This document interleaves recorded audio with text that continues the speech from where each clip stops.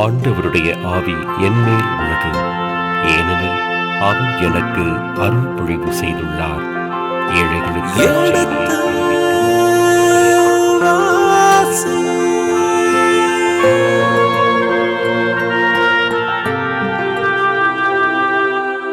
எடுத்து வாசி.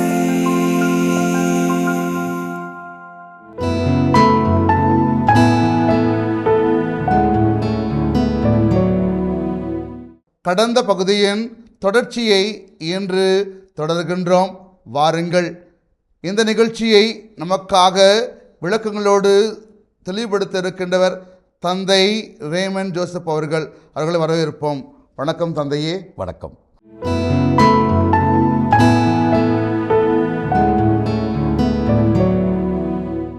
எசேக்கியாவை பற்றி நம்ம பார்க்கணும்னா 18ஆம் அதிகாரம் 19ஆம் அதிகாரம் 19ஆம் அதிகாரம் இந்த 2 அதிகாரங்களும் முழுக்க எசேக்கியாவை பற்றியே நமக்கு சுட்டி காட்டுகிறது. 20ஆம் அதிகாரம் ஆக 3 அதிகாரங்கள் அரசர்கள் புத்தகத்தில் 18, 19, 20 3 அதிகாரங்கள் 2வது அரசியல் புத்தகம் யாரை பற்றி தான் சொல்லுது? எசேக்கியா அரசை பற்றி தான் சொல்லுது. இதே மாதிரி நீங்கள் குறிப்பேட்டு புத்தகத்தை எடுத்தீர்கள் என்றால் குறிப்பேட்டு புத்தகம் 29 அதாவது 2வது குறிப்பேடு 29ஆம் அதிகாரத்திலிருந்து 32ஆம் அதிகாரம் வரை 29, 30, 31, 32 4 அதிகாரங்கள் எசேக்கியாவை பற்றி பேசுகிறது. அப்படின்னா எசேக்கியாவை பற்றிய செய்திகள் குறிப்பேட்டு புத்தகம் 2வது குறிப்பேட்டு புத்தகத்திலும் அதே மாதிரி 2 அரசியல் புத்தகத்திலும் போதுமான அளவு இருக்கிறது. ஆனால் எல்லாமே ரெப்படிஷன் தான். 2 அரசியல் புத்தகம் 18லேருந்து 20 வரை உள்ள அதே செய்திகள் தான் 2 குறிப்பேட்டு புத்தகம் 29லேருந்து 32 வரை. ஒரு சில செய்திகள் மட்டும்தான் சற்று மாறுபட்டு இருக்கும். இதே நிலைதான் ஏசாயா புத்தகம். ஏசாயா புத்தகத்தில் 36ஆம் அதிகாரத்திலிருந்து 40ஆம் அதிகாரம் வரை யாரை பற்றி தான் இருக்கும்? எசேக்கியாவை பற்றி தான் இருக்கும். நம்ம அந்த ஏசாயா புத்தகத்தையே நம்ம எடுத்துக்கொள்ளலாம். ஏசாயா புத்தகம் 36லிருந்து 40ஆம் அதிகாரம் வரை, அதாவது 39ஆம் அதிகாரம், அந்த முதல் ஏசாயான்னு சொல்கிறோம்ல, 36, 37, 38, 39 4 அதிகாரங்கள் முழுக்க எசேக்கியா காலத்தை வைத்தான். அது வரலாற்று பகுதி. எசேயா புத்தகத்தில் வரலாற்று பகுதிகள் என்று 2 பகுதிகள் இருக்கிறது. 6, 7, 8 இது 3ம் வரலாற்று பகுதிகள். அதே மாதிரி வரலாற்று குறிப்புகள் அடங்கிய பகுதிகள். அதே மாதிரி 36, 37, 38, 39 4 அதிகாரங்களும் வரலாற்று குறிப்புகள் அடங்கியது. அதுவும் குறிப்பாக எசேக்கியா. முதல் பகுதி 6 முதல் 8 எசேக்கியாவுடைய தந்தை ஆகாஸ் சம்பந்தப்பட்டது. இது முழுக்க எசேக்கியா சம்மந்தப்பட்டது. அப்போ 36, 37, 38, 39 4 அதிகாரங்கள். அப்போ ஏசாயா புத்தகத்தில் 4 அதிகாரங்கள், 2 குறிப்பேட்டில் 4 அதிகாரங்கள், 2 அரசர்களில் 3 அதிகாரங்கள், 11 அதிகாரங்கள் விவிலியத்தில் யாரை பற்றி மட்டும்தான் இருக்கிறது? எசேக்கியா அரசனை பற்றி இருக்குது. அதிலிருந்து தெரிகிறது இந்த அரசன் எவ்வளவு முக்கியத்துவம் வாய்ந்த அரசன். அதுவும் குறிப்பாக தென்னாட்டில் யூதா நாட்டிற்கு பொறுப்பாக இருந்தவன். இவன் எந்த அளவுக்கு முக்கியத்துவம் வாய்ந்தவன் என்பதை இவனுக்கு கொடுக்கிற முக்கியத்துவம் 11 அதிகாரங்கள். இது எந்த அளவுக்கு என்றால் சாலமோனுக்கும் தாவீதுக்கும் எந்த அளவுக்கு முக்கியத்துவம் கொடுத்தார்களோ அதே அளவு முக்கியத்துவம் யாருக்கு கொடுக்கப்படுகிறது? எசேக்கியாவுக்கு. யோசியாவுக்கு கூட அவ்வளோ இல்லை, இவ்வளவு முக்கியத்துவம் கிடையாது. அதாவது எசேக்கியாவுக்கு கொடுக்கிற முக்கியத்துவத்தோடு யோசியாவுக்கு முக்கியத்துவத்தை நாம் ஒப்பிட முடியாது.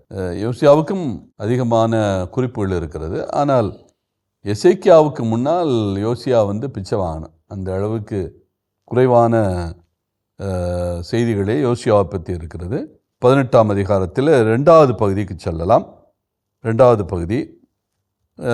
பகுதி எசேக்கியாவுடைய நேர்மைத்தன்மை. இந்த எசேக்கியாவுடைய பிற சிந்தனைகளை நாம் படிப்படியாக பார்ப்போம்.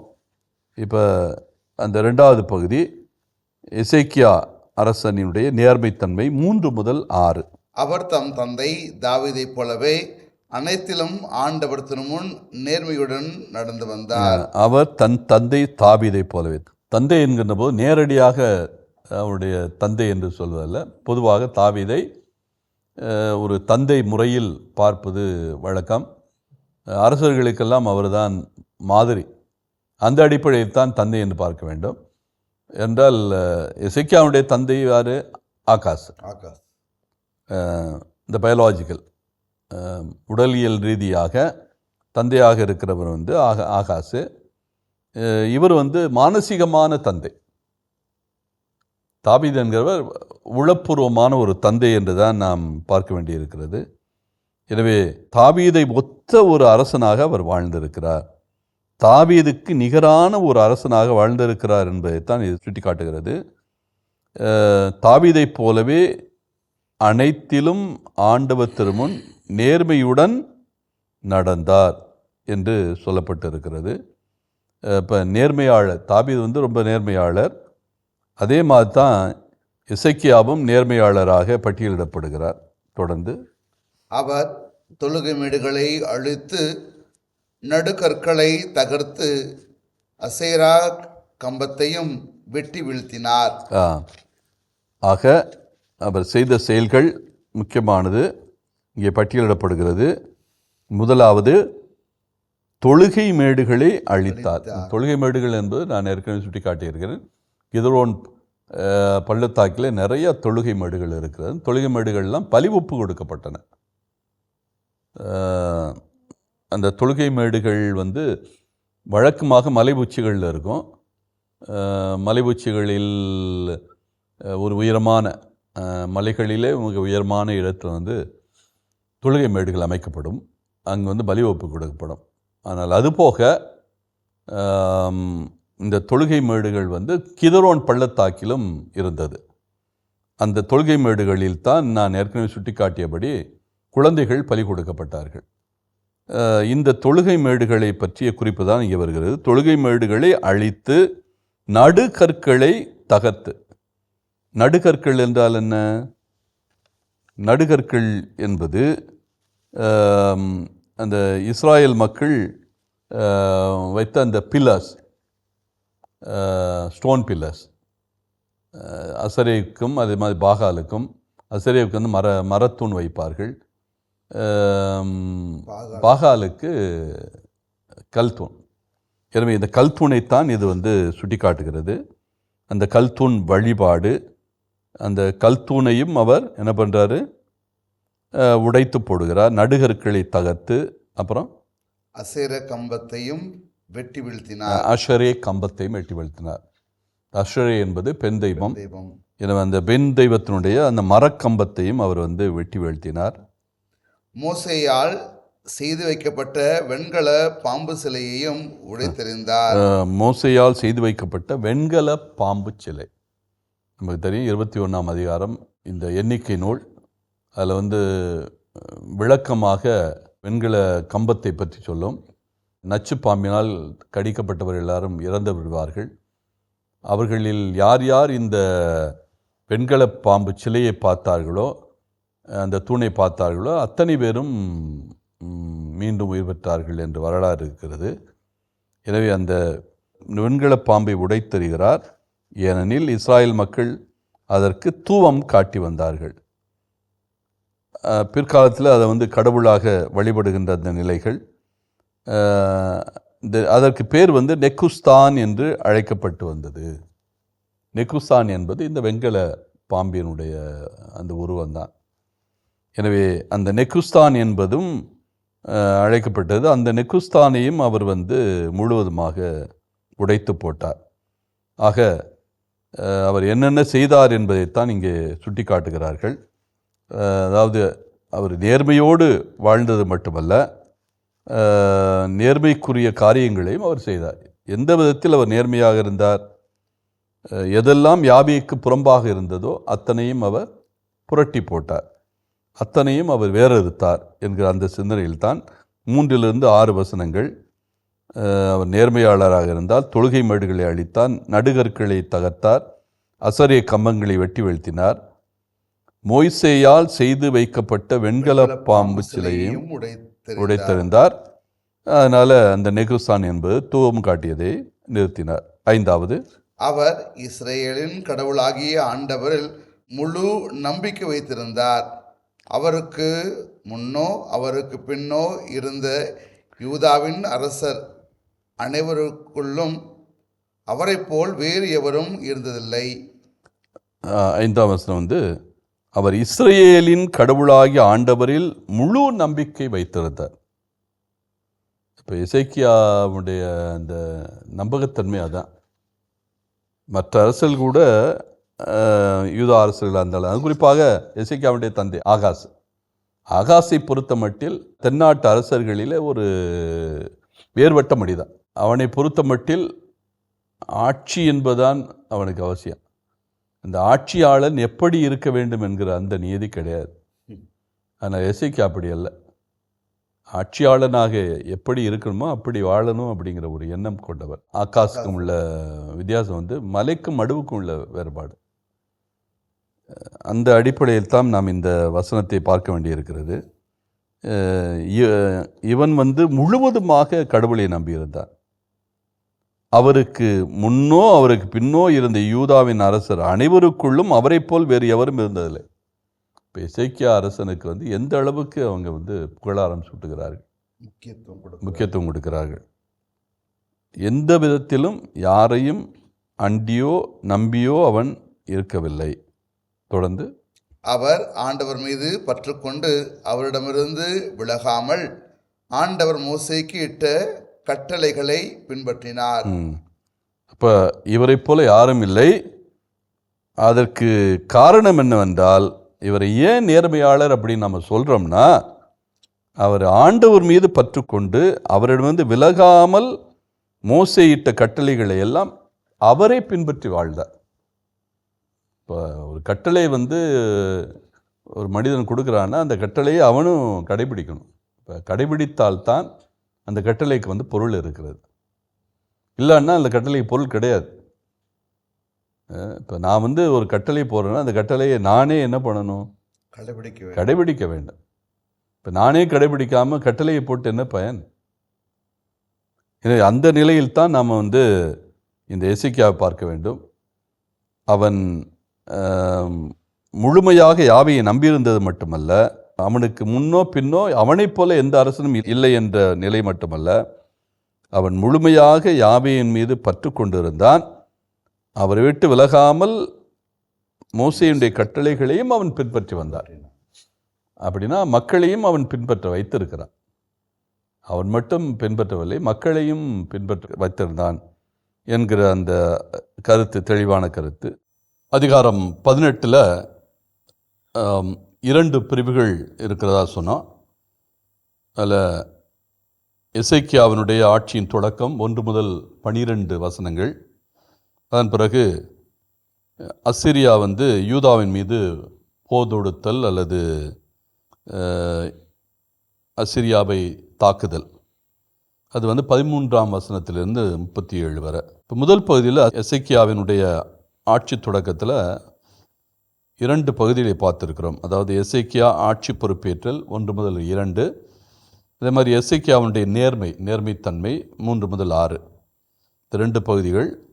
இப்போ 3வது பகுதி எசேக்கியாவினுடைய அரசியல் சாதனைகள் 7 முதல் 8.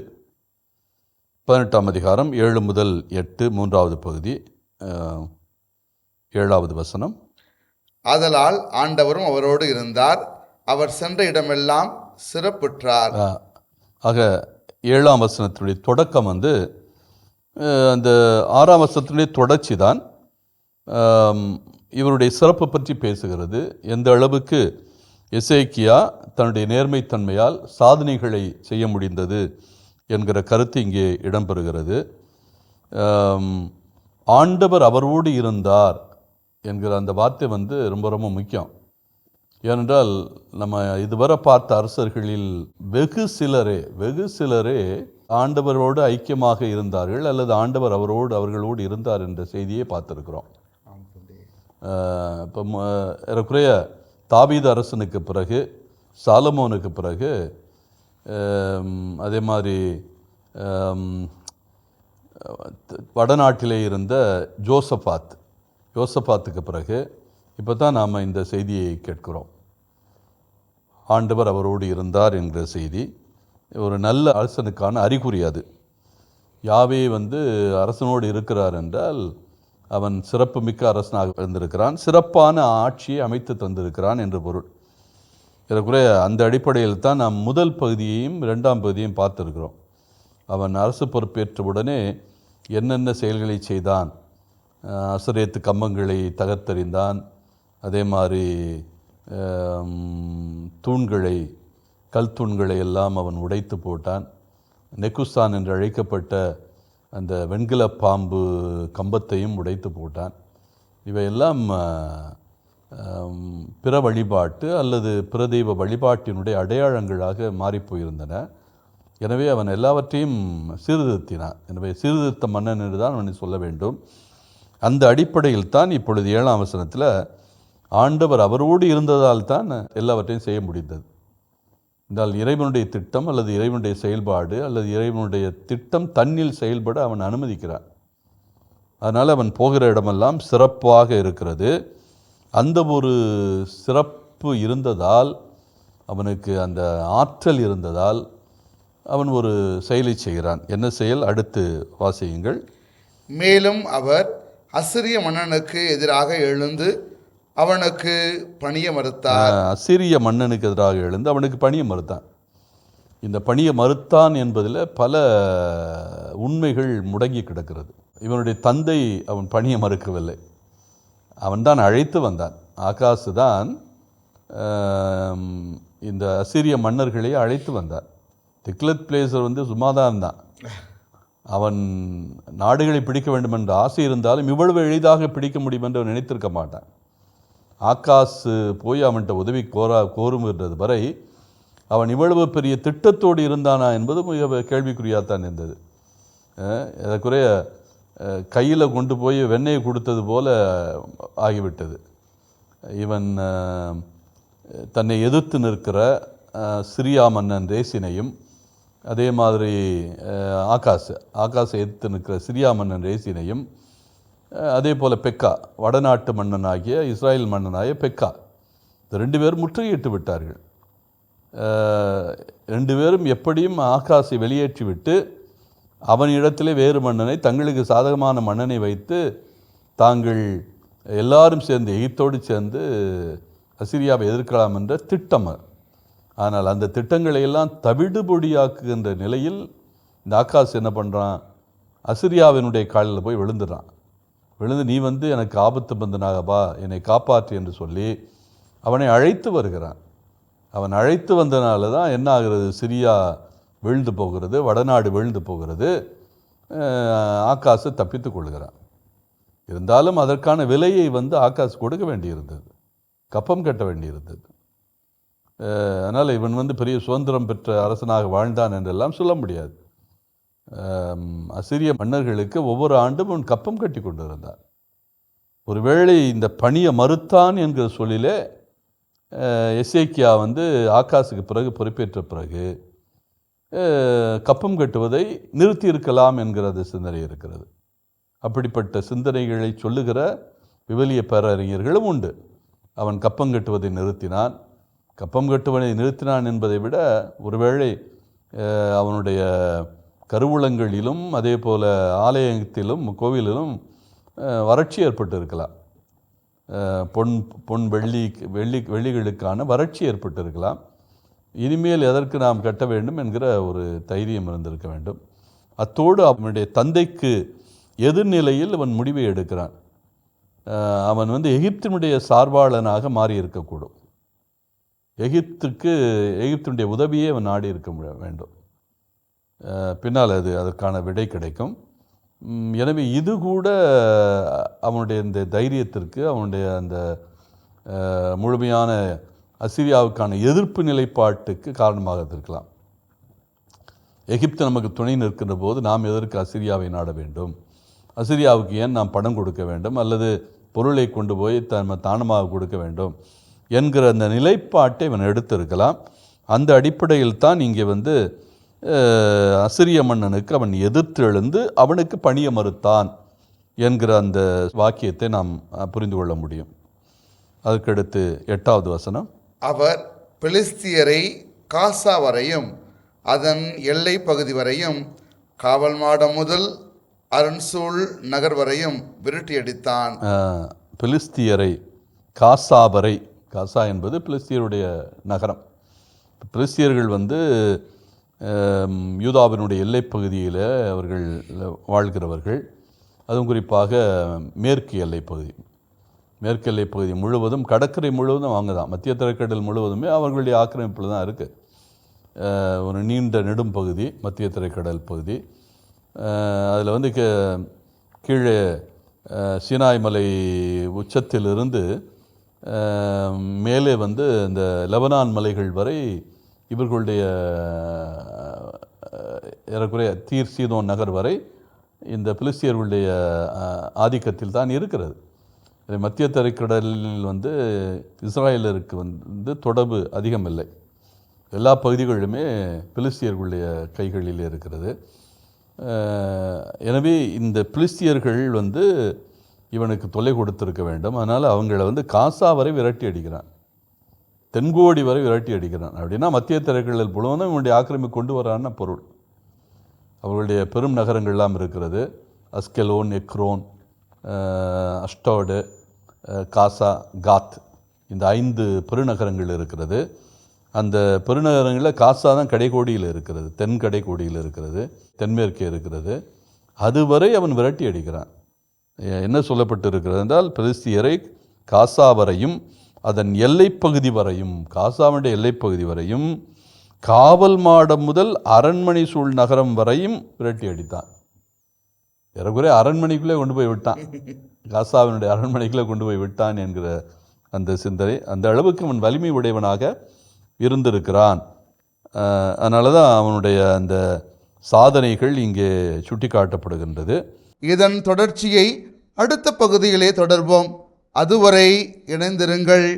இயேசுவுக்கே புகழ், இயேசுவுக்கே நன்றி, மரியே வாழ்க. இங்கே ஒரு சிறிய கருத்து மட்டும் சொல்லப்படுகிறது. அதாவது இஸ்ரேல் அரசன் ஏலாவின் மகனான ஒசையா, கடைசி மன்னன், வடநாட்டினுடைய கடைசி மன்னன். இதில் என்ன குறிப்பு என்றால், 7வது ஆண்டில், அதாவது ஏலாவின் மகனான ஒசையா ஆட்சியேற்ற 7வது ஆண்டில், அதுக்கு சரியான கருத்து.